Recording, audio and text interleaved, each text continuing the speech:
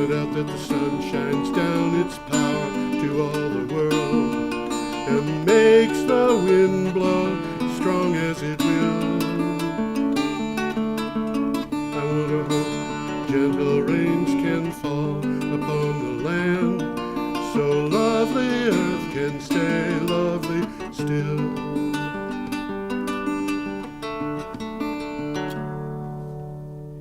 Hello, ladies and gentlemen. Welcome to the 307th edition of Energy Week. Yeah, Energy Week number 307, that's what it says. That's what it is. With George Harvey, me, and the amazing Tom Fennell. In the flesh. Philosopher, world traveler, and general good guy. Yeah? We got a picture to come up, that's all. You're not gonna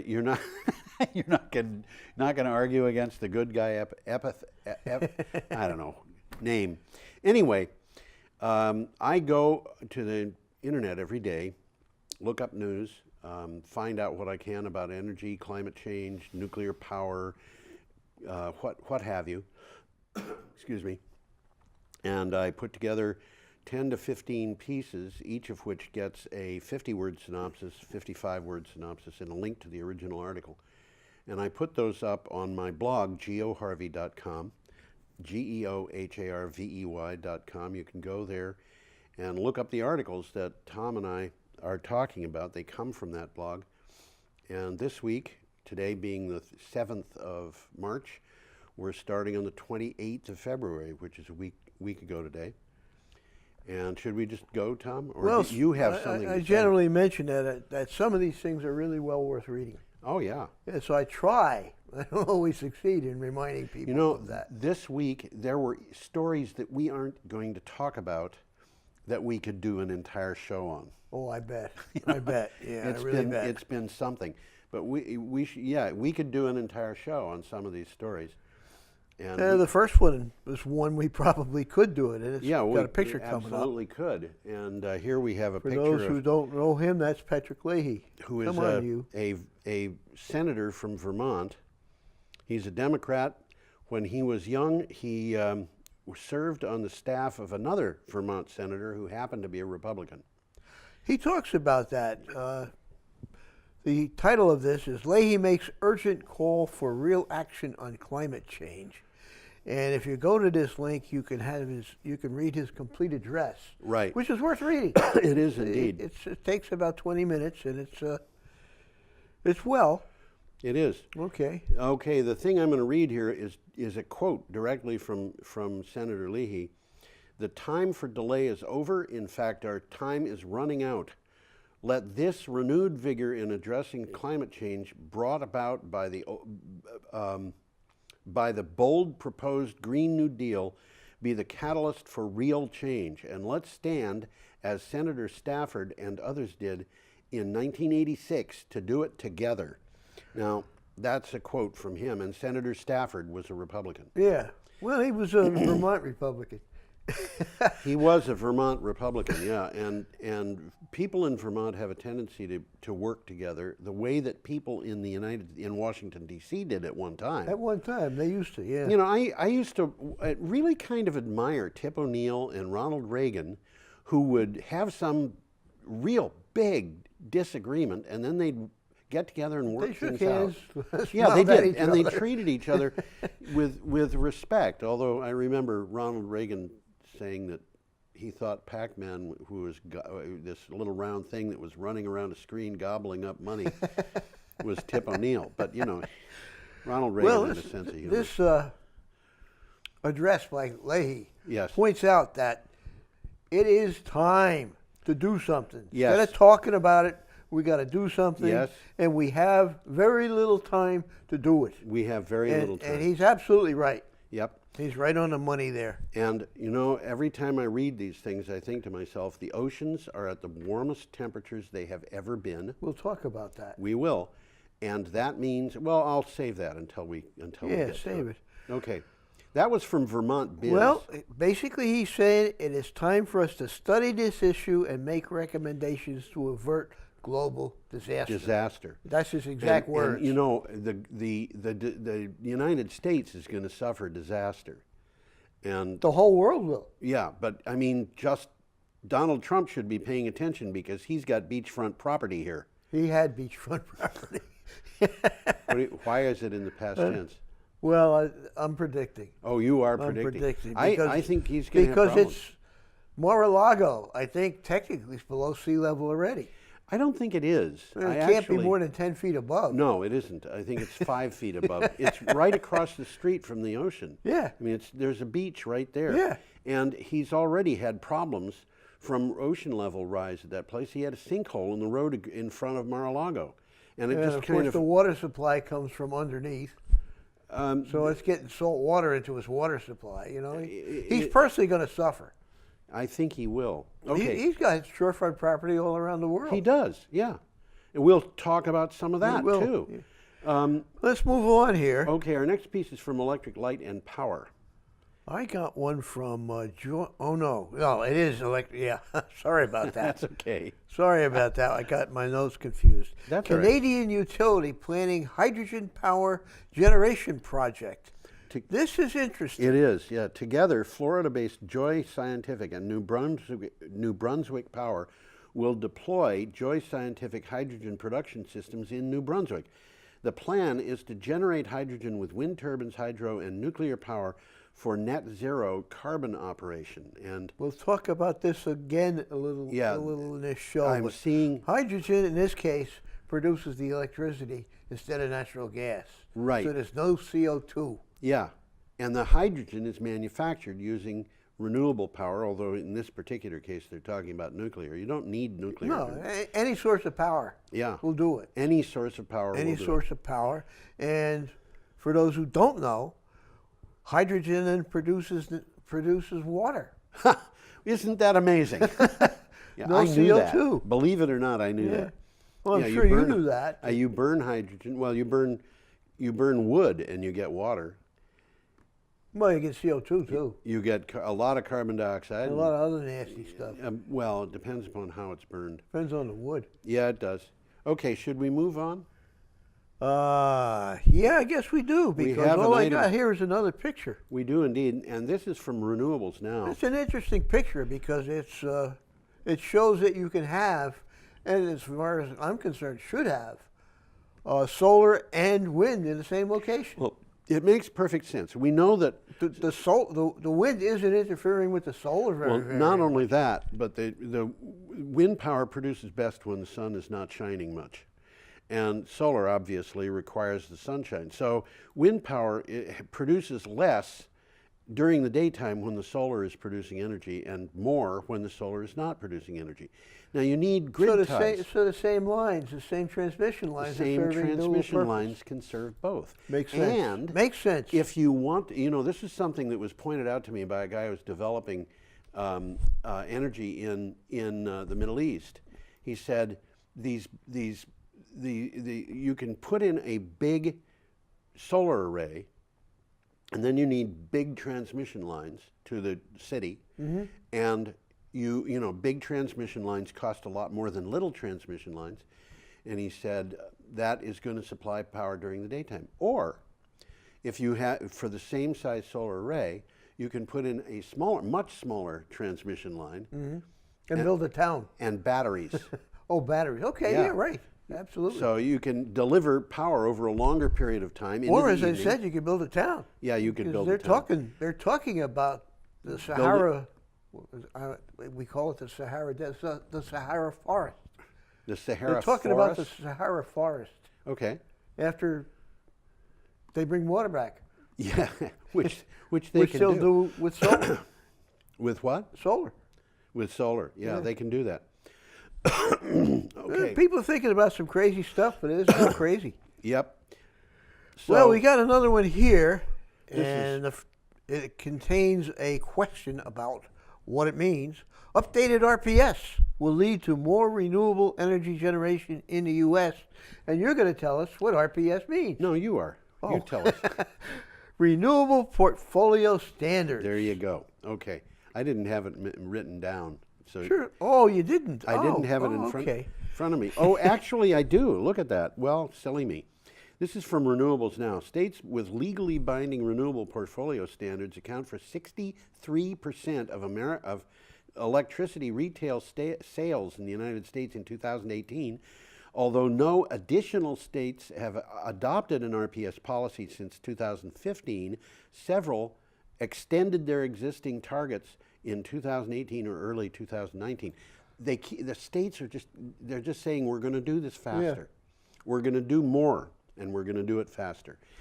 Well, typically the states that have RPS now are requiring electricity suppliers to supply at least 40%. Yes. Of their electricity. Right. From renewables. Yep, and a bunch of them, as we will see, are taking on targets of 100% renewable electricity. And other states that aren't mentioned here are getting on board. Yes. Okay. So move up to Friday. We're up to Friday, March 1st, and we have an item from Clean Technica. Toledo voters approve Lake Erie Bill of Rights. Did we talk about this last week? We did. Yeah, we did. They wwere last week. They were talking about doing it. Now they've done it. Done it, huh? Okay.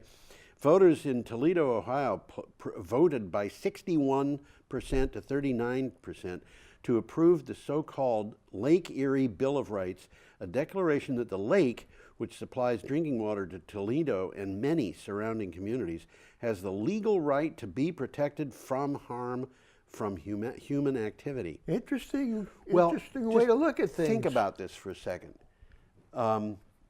ExxonMobil has rights. Yeah. As a person. Absolutely. Yeah. Why shouldn't Lake Erie have rights? Corporations are people.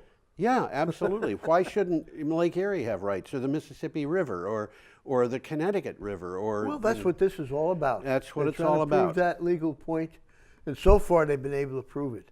Yeah. And basically, what this is saying, the new law will allow the people of Toledo to act as legal guardians for the lake. So if I dump something, polluters can be sued. Yeah, if I That's dump the something bottom in the line. lake, a person or a community or a state can sue me if I pollute the lake. That's exactly what's going on. Yeah, and this again is a matter of they aren't doing it in Washington, D.C., so let's do it at home. Because, one of the things people... Well, these are the people that are living with it. I mean, they are. Toledo is right at the end of Lake Erie. Yes. And that's the most polluted part of the lake. Right, and one of the things, too, that people should realize is the federal government is limited in its ability to deal with certain things. For example, we've been hearing... By the Constitution. Yeah, we've been hearing the idea that Donald Trump, for example, could pardon some of the people who are being charged and... Interesting twist, only if it's a federal crime. Only if it's a federal crime. And in many cases, things that have been done are not just crimes in the federal jurisdiction. They're state crimes. But they're also state crimes. And he can't do a thing about that. Yeah, and by the way, Paul Manafort is being sentenced today. Yeah, yep. Today is Thursday, and I don't think he's going to get away light. No, I don't think he will. He made a plea deal, and he's bound by it, but he apparently didn't keep his part of the bargain, and I don't think the judge is going to like that. Well, okay. Let's move along here. We got a picture coming up here. We have a picture here of the Illinois State House. I've seen that. Well, I used to live in Illinois. It looks like a state house. It Yeah, really it does. Nice Well, looking building. It is a nice looking building. It's got a very tall dome. Who's on top, do you know? I don't know. You know who's on top in Vermont? No. Ceres. Ceres. Yeah. C-E-R-E-S? Yep. The goddess of grain. They just took her down and gave her a bath? washing over, a bath. Yeah. She's back up, though. It's interesting that it's Ceres and not somebody else. Everybody thought it was. It's not. It's Ceres.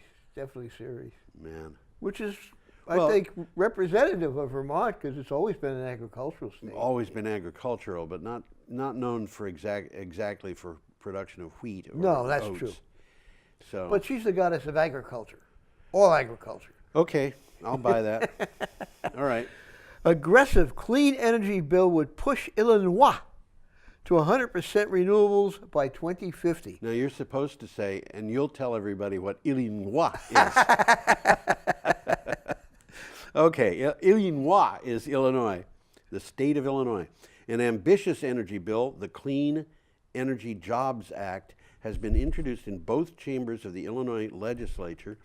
It would mandate the state shift to entirely renewable energy by mid-century, with the emphasis on job creation and unity. And I want to tell you, Tom, during the course of the week, I was seeing these 100%, we're going to do 100% things showing up in one state after another. We're going to talk about that. We will, but I actually stopped putting them in because there were so many of them, and I wanted to talk about other things. That's right.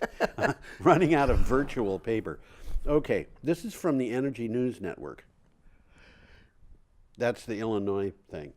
Illinois. Well, I said it. Okay, you're going to read it, right? Or have you? I have already read it, I think. Well, a bill will expand on and address shortcomings in the implementation of the Future Energy Jobs Act passed in 2016. Yep. It will create 4 times as much wind and power. Yeah, and they're getting very big on this. Oh, yeah. The bill also calls for increased energy storage, which makes Right. sense. Demand response, which makes sense. Right. Okay. Energy efficiency, which makes sense. Yeah. Rate structures and other programs. And this Yeah. all told is a pretty good bill. And you know, this reminds me of something, by the way, that came up today, which we will be talking about next week, and that is that there's a German, it's a German utility or German energy company, which is building a very large virtual power plant in the UK, and different reports. I read about that. Yeah, different reports Yeah. said it was 1 gigawatt or 2 gigawatts. Yeah. But the biggest one that they've got is 12 gigawatts. They have a 12 gigawatt virtual power plant. Just imagine that for a minute. That's pretty big. It's pretty big. Pretty damn big. Yeah, 12 it is. gigawatts is a lot. It's the equivalent of 12 large nuclear power plants. Yeah, large nuclear power plants. And you know, it's Almost well, about 20 what we used to have in yeah, thinking. that's right. And the reason I bring this up is because one of the things that you mentioned there was, in addition to solar and wind, you mentioned demand response. Yeah. And a virtual power plant is going to have that component in it. Because of the storage. Yeah, that's Yep, right. absolutely. Yeah. Okay. So when you want power, you got it. You've got power. It could be coming from the sun. It could be coming from the wind. It doesn't matter. When you need power, you've got power because the virtual power plant is in operation. And ultimately, if you needed power and, you know, somebody was heating his water across the street in his hot water heater, if you need the power and you've got a high priority, his water heater will shut off and preempt it. So this means that we can not only get all the power we need 24/7, 365 and a quarter, but it means that the power that we've got is going to be a higher quality. Well, in Vermont, you can sign up with Green Mountain Power to put in virtual storage. Yes, And you agree to let them preempt you. that's right. So if your neighbor needs it and you're heating water, Absolutely. they say, well, you know, he's going to get the power. Yep. And Makes sense. it's not like you're in trouble because, you know, You can heat that water anytime. you can heat the water anytime, and most people are completely unaware of the difference between having their water being heated and not. Our next item comes from Bloomberg, and it's another of the states that are talking about going to 100% renewable energy. To save lobsters, Maine joins states eyeing 100% renewables. Maine, warning that global warming is a threat to its lobsters, just joined the growing chorus of states pledging to get all of their electricity from renewable energy sources. Governor Janet Mills said her state is already seeing damage from climate change firsthand. I got news for you. We're seeing it here. Well, in the case of Maine, in the case of the lobsters are moving north. Yeah. So if this continues, there will be no Maine lobsters. There are going to be New Brunswick lobsters. Yeah. Which means if we're going to eat them, we're going to import them from Yeah. people who are mad at Donald Trump. The Gulf, and this is a good takeaway, the Gulf of Maine is warming at a rate faster than 99% of the world's oceans, Yeah, that's driving interesting. our lobster populations further up the coast. Yeah. That's exactly what this story is about. That's right. Now, we've got clear evidence of climate change going on in Vermont. Oh, yeah. We've mentioned this before. Ticks. We had, when I was a kid, there were no ticks. Yeah. Ticks were something that they had in Pennsylvania, and The forests are changing. the forests are changing. We didn't have Lyme disease, Right. but there were other things too. You know, like on the street that I live on in Brattleboro, we have volunteer plants. You know, plants that came up where they were from seed, that I've seen, that include pawpaws, which I think of as being, you know, this is from, That's Alabama. That's Alabama stuff. and another one is peaches. Way down yonder in the pawpaw patch. Yeah, that's right. Another one is peaches. Pawpaws are extremely sweet and very cloying, and I've read I don't think I've ever eaten one. Well, they taste kind of like a banana, a little bit. But I have read only a boy can eat 2 pawpaws. Okay. Okay, well, we got another picture coming And up we here. have another day. This is Saturday, March 2nd, and we've got a picture of people lunching at the Grand Coulee Dam. Well, is that what yeah, they're I think lunching they're doing- there. they're sitting at at a a picnic table. Yep. Yeah. State Senate passes bill to move Washington, that's the state, Yes. to 100% clean energy. The Washington State Senate passed a bill to convert the state to 100. You see, with 3 of these right in a row, 100% clean renewable energy. The state would mandate that all electric utilities in the state transition to 100% carbon neutral electric sources by 2030. That's only That's coming up. barely over 10 years away, and it passed by a vote of 28 to 19. And again, you know, we're coming back to this thing of renewable It's energy. still economics. Well, it's not just economics. It's like this old thing that people say of the sun doesn't always shine, the wind doesn't always blow. Darling, is the wind going to blow? I want to watch television, darling, to quote the President of the United States. The wind it doesn't matter if the wind is blowing or the sun is shining or whatever. It shouldn't matter. If the system is designed properly, let me point something out, Tom. You cannot, I've said this before, you cannot run a grid exclusively on We've talked about that right here on baseload the power. show. You could run a grid exclusively on renewables. In fact, you could If you've got batteries. if you've got some kind of backup. Some kind of storage. or And the Grand Coulee Dam is a giant battery. it is, you know. So anyway, States, well, what? Did we read this one yeah, yet? it was passed by a vote of 28 to 19. This is from mynorthwest.com. Well, from the article, Yep. a quote, "It's simply time to move past the era of carbon into the next generation with modern 21st century energy systems using integrated wind, hydro, and solar power. Right. Essentially, it's going to eliminate all coal-fired electricity in the state of Washington." Well, there's another thing too. There was an article today, and I think the Sunday, what is it? The Sunday, it's initiative. I think it is. It's, Okay. had said that in the United States, they recently announced this, and it was in the news today. The Sunday initiative had said in the United States, renewables will probably either this year or next produce more electricity than nuclear. I think we just passed that. It's like by 1%. Yeah, it's It's close. 41 versus 40 or something like that. Really, really close. And what happens is took a look at the coal plants that were expected to close in the next 2 years. Yeah. By 2020, They'll all be closed. renewables will not only be ahead of nuclear, they will also, I think, be ahead of coal. Oh, I think so. Yeah. I think so. Okay, should we move on? Yeah. We have an article here from Clean Technica. California solar rights bill up for a March hearing. SB 228, California Solar Rights Bill, would remove barriers to solar, including outdated tariffs and delayed connections to the grid, protecting an estimated 800,000 solar homes in the state, as well as potential adopters. It is going to a Senate committee and become law this month. Now, how they know that it's going to get from the Senate committee to law, I'm not sure. I'm really. not sure either. I was wondering that same thing. But anyhow, I got a quick takeaway about what it contains. Okay. It's a good bill. Yeah. There's 4 guarantees. The right to make and store solar energy on your property without interference from the utility. Right. So you can have your own batteries and they can't tell you can't use them, which apparently is happening. Well, there are places where it's happening. They do that, yeah. The right to connect solar and storage to the grid quickly without utility red tape.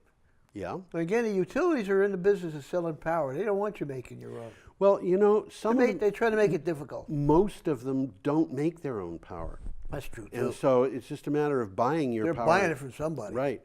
The freedom from unfair fees that discriminated against you for just having solar. Yeah. Now, all of these things are happening because Well, somebody has tried it. Yes. And the last one, I'll just report to get it out of my head.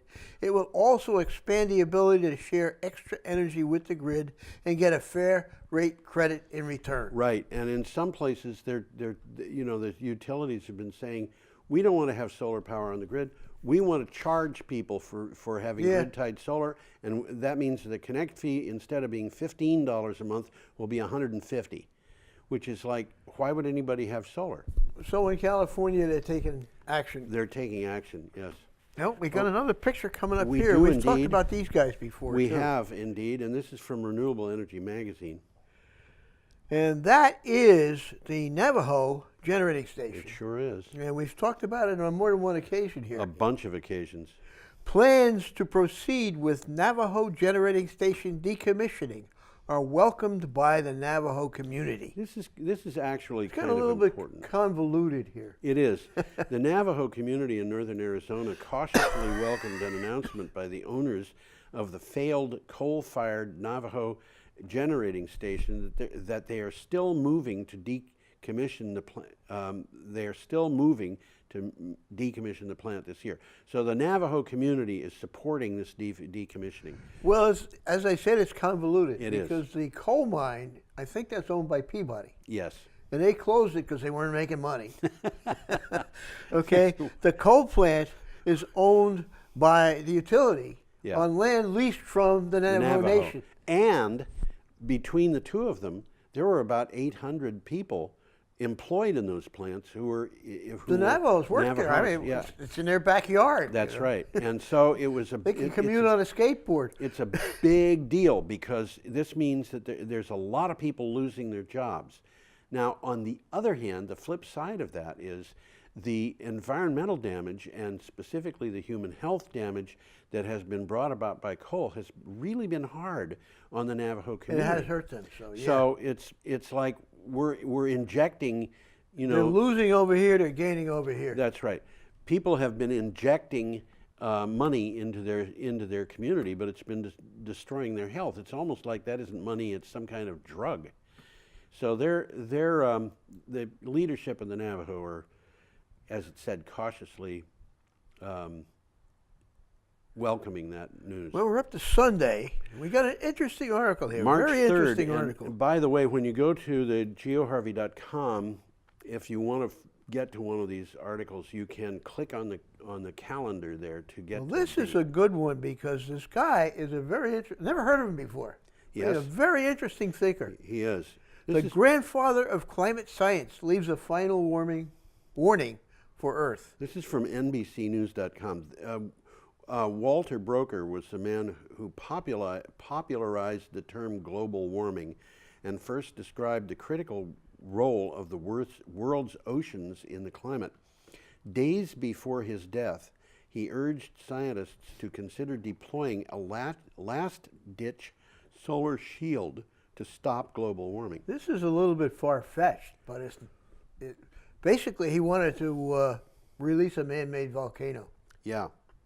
To provide a shield against global warming. It's been proposed before. Yep. It sounds a little extreme to me, but it might work. Well, there are other things, they talk about putting in this white dust and blowing it into the atmosphere. It's another version of the solar shield. Yeah, if they put in a white dust that was made of titanium dioxide, it would eat up the atmosphere's methane. Would it really? Yeah, That's not a bad thing. Titanium dioxide is very, very white. It's very, very white. It's in all of your toothpaste. It's in your toothpaste. They dust donuts with it. Yeah, You know, yeah. this stuff is stuff that we ingest. If you drop your donut and it makes a little puffy cloud, you're going to be breathing it in. And it is in toothpaste. It's all over the place. But it happens that it's also a really interesting chemical, and it is a catalyst in the decomposition of hydrocarbons in sunlight. Mm-hmm. So if there's sunlight, this stuff will reflect it into space almost as effectively as ice, and it will.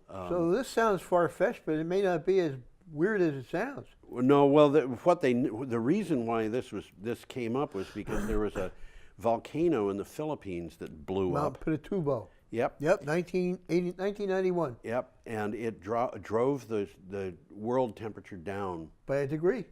It was noticeable. It was a noticeable change.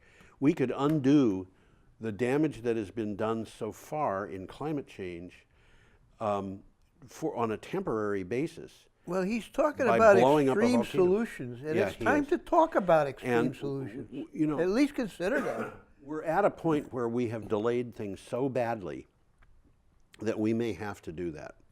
And I know that it's not my favorite thing to do. I would much rather be moving on other things more quickly. And I'm with you there. do Yeah. this only as an emergency measure. But it is an emergency measure that we can do, and it would be very effective, and its effect would be very quick. Well, in one of his writings, he said, quote, "Those who own fossil fuel reserves will do everything possible to make sure they are burned." Yeah, they will. And that's business. I would not expect them to do otherwise. Yes. Okay. Our next Got a nice picture slide coming up is, here. This is a nice picture. This is the Strait of Gibraltar, and that rock in front of you. That's the Rock of Gibraltar. That's the Rock of Gibraltar, not from the angle that you see it, for example, in the Prudential ad. Yeah, you do, don't you? Yeah. Yeah.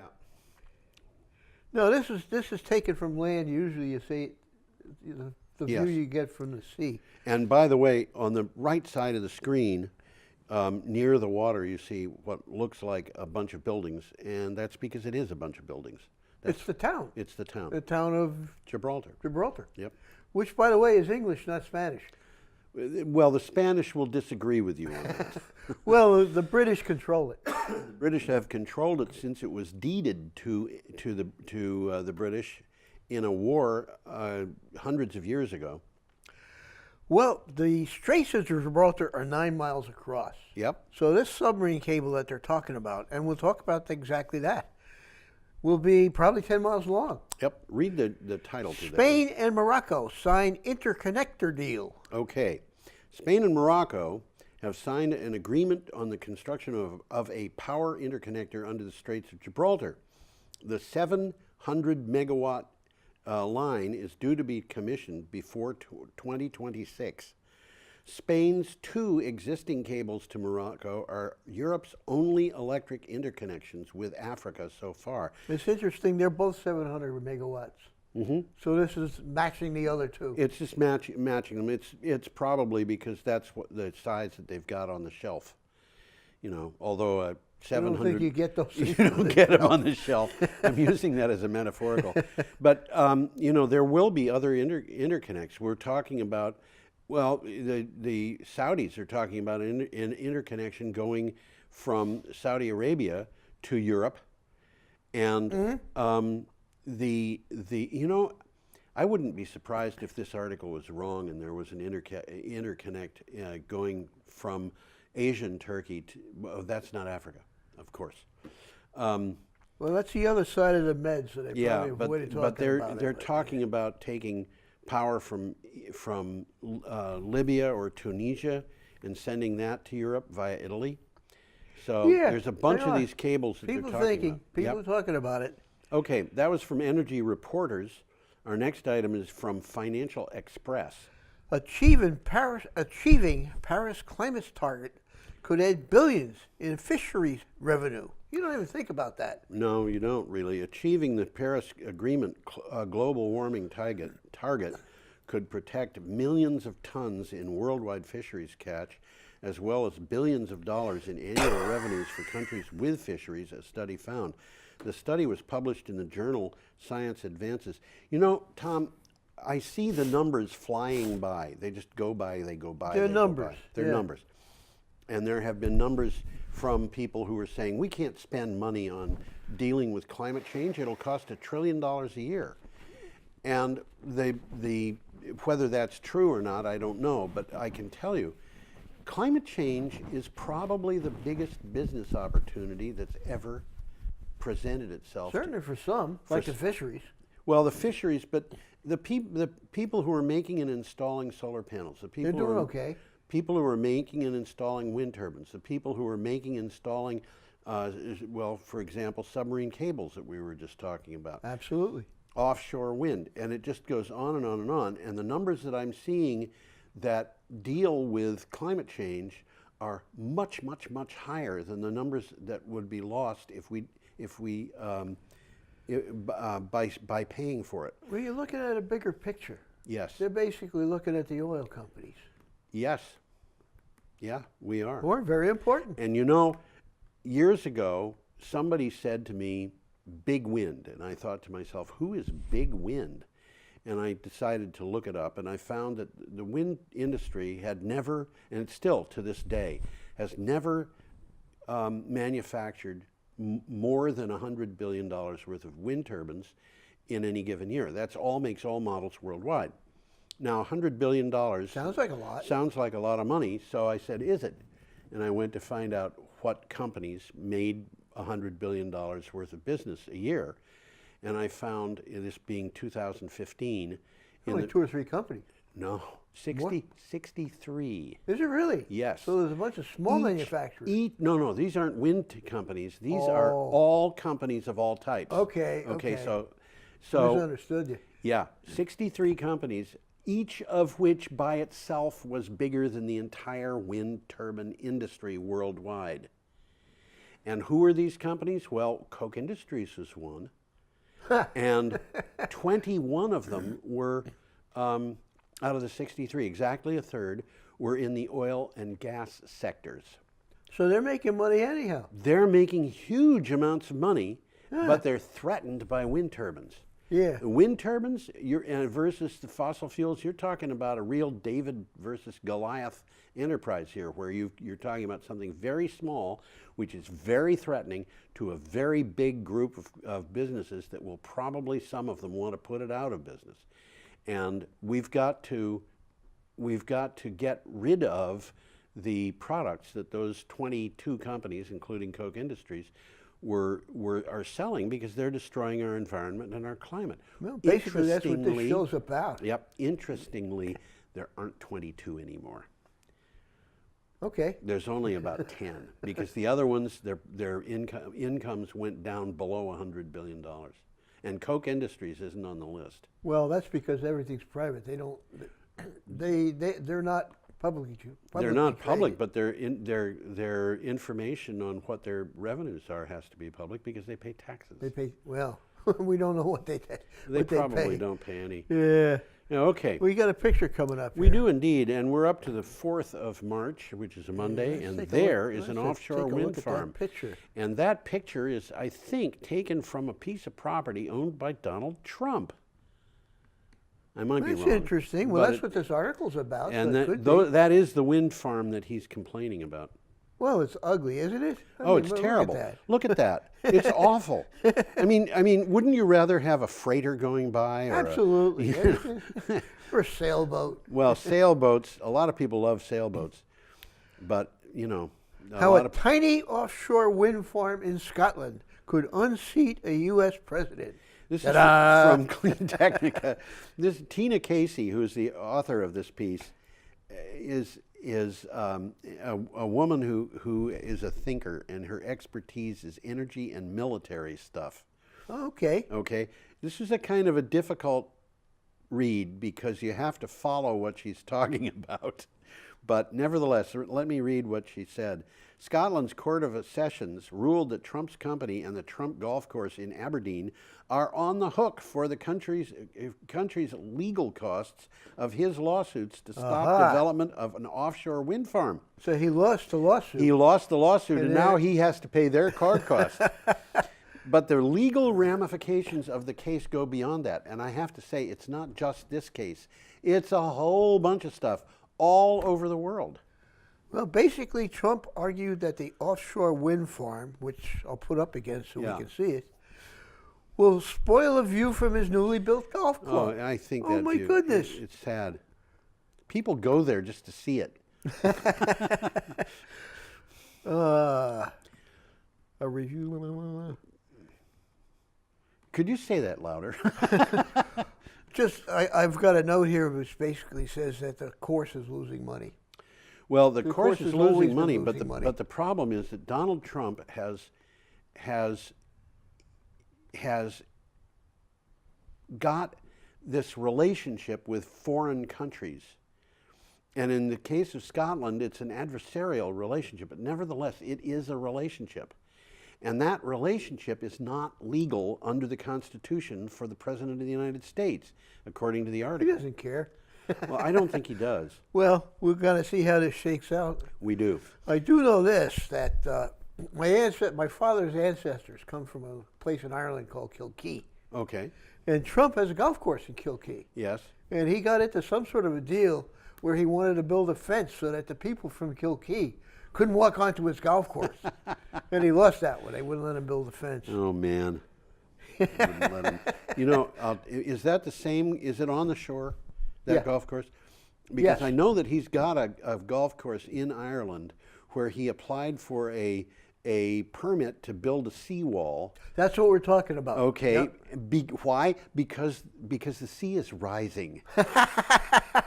So here is That's what we're Donald talking Trump about, arguing in one court that the sea is not rising, and in the other court that it is. Okay, should we? He's in his own world. I wish he would stay there.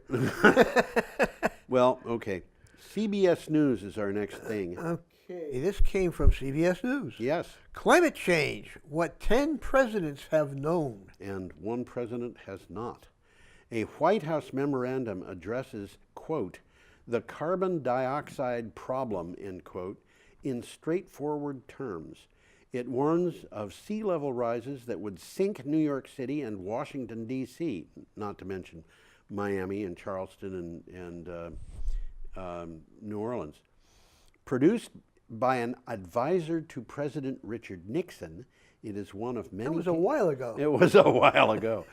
It's one of many pieces of evidence in the Juliana versus United States court case. We have talked about that case on this show before. Many times. This is the one where the kids are suing That's right. because their right to private Their right to life is life, being liberty, threatened. and pursuit of happiness. Absolutely. Absolutely. Yeah. Wonder where I ever heard that phrase before, huh? I don't know. Well, evidence in the Juliana case shows that U.S. presidents have been warned about this effect for more than 50 years. Yes. Okay, and the Juliana case, they keep trying to squash it, They do. and it doesn't succeed. Donald Trump wants that case not to go to trial. Well, it's scheduled to go to trial in June, I think, now. In June, yeah. And they're going to try to push it off. They're going to try to push it off, and he wants it to go before the Supreme Court because he appointed Supreme Court justices who he believes are going to rule against the children. Well, he's dying for Ginsburg to step down. Well, you know what? She ain't going to do it if she There can. comes a point where these justices are not going to rule with him because they're going to say... They can't. Yeah. I mean, you know, they are judges. They have their politics, but they are judges. That's and, right. The time comes where they got to look in a mirror. And they have to consider whether they're going to be patriots, American patriots, devoted to the Constitution of the United States, or whether they're going to be people who signed a pledge to support Donald Trump come hell or high water. Well said. Well, Okay. Another one coming up here. This is an interesting one. This too. was a very interesting one. How do you bring a forest back? Whoa. This is from the BBC, and it is a very interesting story. For a region with destroyed forests, an arid climate and depleted soils would be a recipe for disaster for an average reforestation program. For the Land Life Company, based in Amsterdam, it is an ideal place. The company reports that 96% of one group of seedlings survived a scorching summer without extra irrigation. So that's what this company does. They restore forests, And this they're is- apparently doing a good job of it. Yep, and this is something that we have been seeing from them and different technology from other people. You know, these guys have got a donut made of cardboard, which captures water from irrigation or rainfall Oh, okay. or whatever. Yeah. And And provides releases it slowly. Yeah, and you know the seedlings are happy with that, and you know once they're big enough to shade the ground and so forth, things start to get a little easier. Interesting takeaway from the article. Yeah. Coffee grows naturally in such forests. Yes. Okay, so replicating that in farms is taking the crop back to its roots. Yes. And a similar approach can be applied to the land with cocoa, vanilla, and fruit trees. How about that? Oh, yeah. But we don't need it in Brattleboro, and we've got our own pawpaws and peaches. Well, we got an image coming up here. We do so indeed, let's and start we're up with to the image. Tuesday. Oh, look at that. Look at that. Tuesday, Oh, boy. March 6th.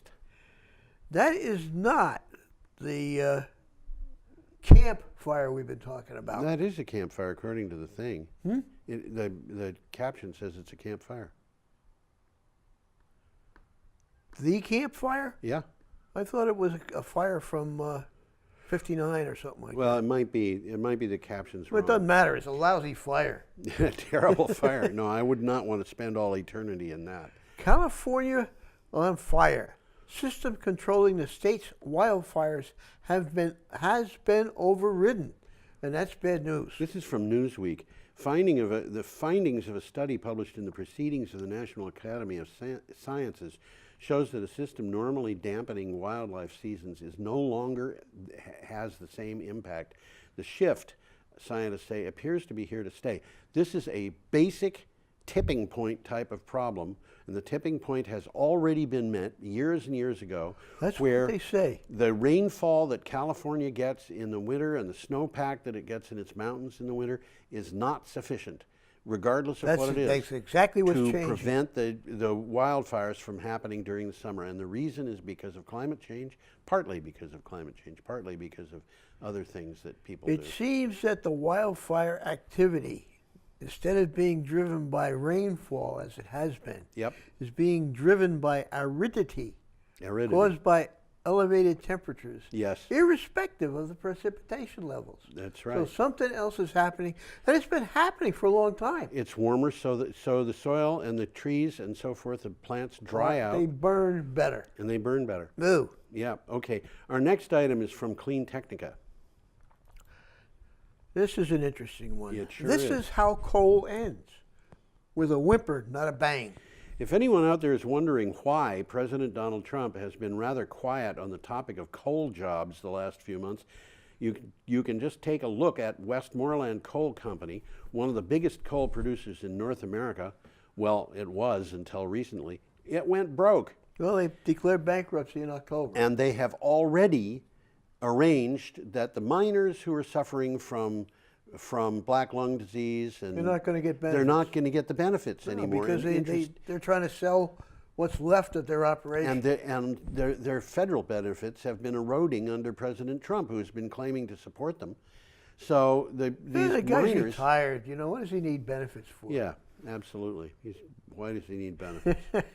These people, I feel really sorry for them because they're between the rock and the hard place. They are really. And they you have know, nothing else to do. As in I West told you, Virginia. I made a recommendation to Bernie Sanders, called his, Yeah, you did. his campaign fund, and I said, you know, in the Central Appalachians, there's all these coal miners out of work. There's also 500 mountains, over bunch 500, of plateaus up there. that have had their tops removed for coal mining. Why don't we put those miners to work putting solar panels on those mountaintops? Nobody's going to care. Well, if you take a look at the aggregate area of flat-top mountains in Appalachia, they would make one hell of a solar farm. In 2010, they were as big as the state of Delaware. That's a good way of looking at what we Yeah, got there. that's all places we could put solar panels. Okay, we've got to move. Well, we got a picture coming We up. do, and this is a coal ash pond, and this is bad news from CNN. Coal ash contaminating groundwater nationwide, groups say. Waste ash from hundreds of coal-fired power plants has contaminated groundwater in 39 states with toxic substances like arsenic, lithium, and mercury, according to a report by 2 environmental groups. The report was based on data the plants themselves reported to the EPA. And by the way, we don't have coal plants in Vermont, but we're suffering from that same pollution anyway because it drops out of the air and goes into Lake Michigan. I mean, Lake Champlain, rather. You know, when I was a kid, I lived in an apartment house that was heated by steam. Yeah. Okay, which they used coal to make the steam. Yep. And it was very normal for once a week for the superintendent to drop off about a half a dozen garbage cans full of coal ash. Yes. They had to get rid of them. I mean, you know, you saw them there, and nobody thought twice about it. Yep. Coal in, ashes out. Makes sense. That's what happens. In the industry here, they haven't been doing that. They've been putting They've just been storing it away where nobody could see it and forgetting about it. It doesn't exist. In what is called ponds, and the ponds are not lined, and they fill with water and coal ash. There are dams, so the dams can break and dump this stuff into rivers, but even if it doesn't go into the rivers, the water goes into the groundwater and it is poisoning people. But because they have just failed to tell anybody about it, they're just here. They're been allowed to exist. I mean, the people who are taking the coal out of the ground should be paying to dispose of the coal ash. They should. And they're not. And they're not. Okay, we're up to By the way, this is from CNN. Yes.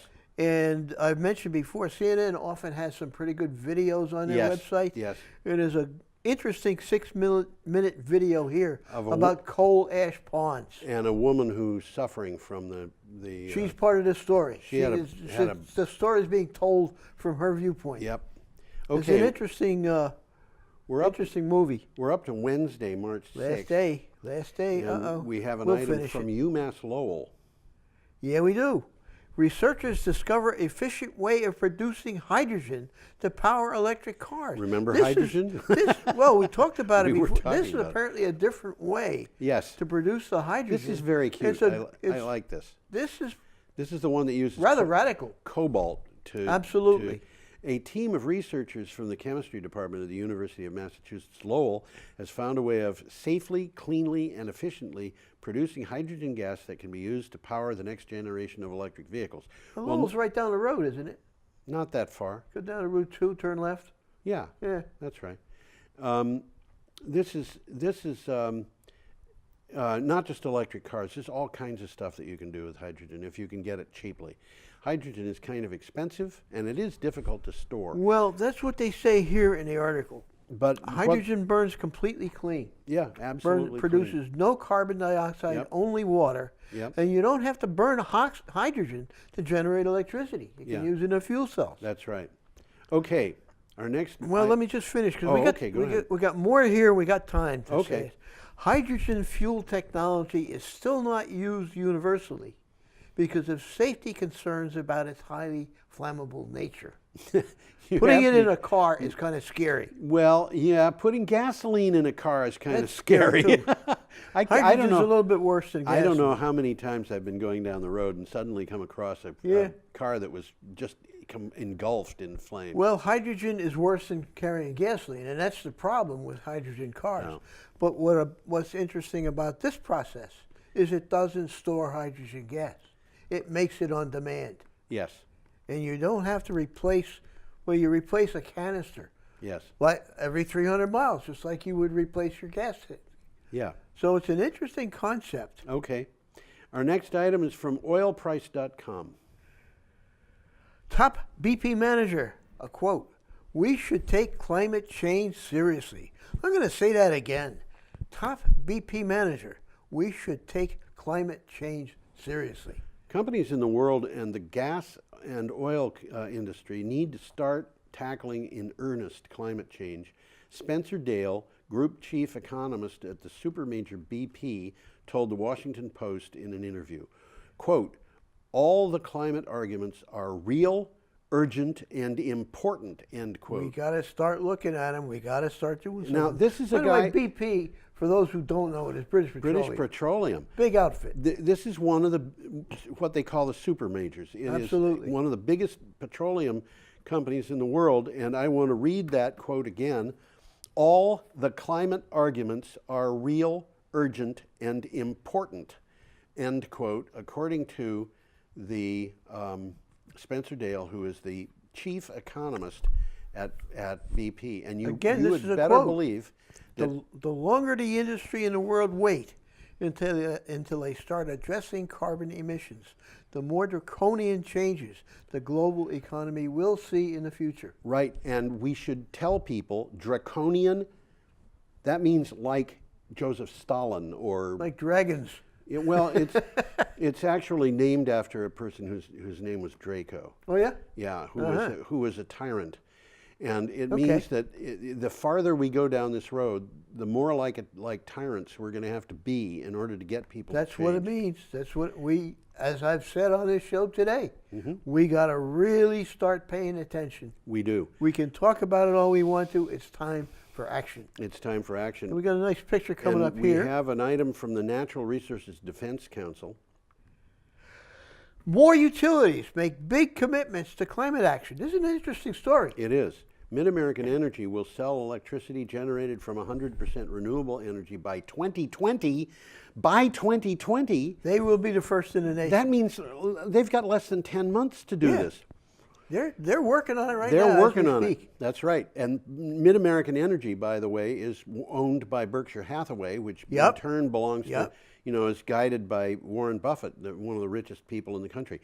The Platte River Power Authority pledged to provide 100% carbon-free energy by 2030. And Xcel Energy committed to eliminating 100%. Which is a big company. It's a big company. 100% of its carbon emissions by 2050. I don't think 2050 is all that impressive. Well, the article sort of has an honor roll of utilities representing nearly 20 million electric customers that are all getting on its bandwagon. Yes. And the customers want this in many cases, in most cases. Well, in many cases, it's being driven by economics. It's being driven by economics. We are going to live in an era with less expensive electricity, and it's going to be higher quality and more reliable than what we have had in the past if we do this right.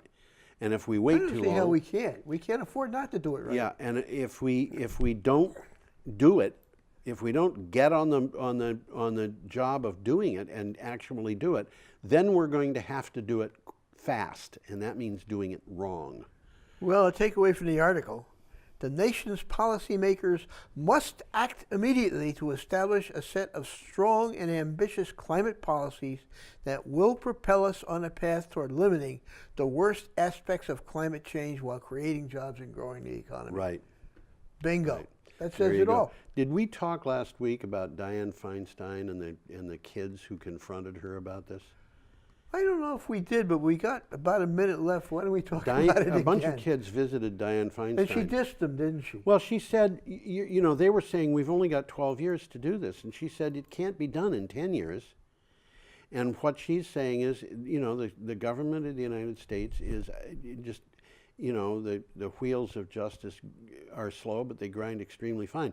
I'm sorry, we don't have 10 years to discuss this. We should have the discussion over now. And that way these kids can go into the future believing that their lives are not going to be destroyed because of the inaction of the people who are in Washington today. Now, if we don't deal with that, the result of that is going to be that the people who oppose action on climate change are going to be out of office at some point, and they are going to be held responsible for their inactivity by those children, because the children are the future.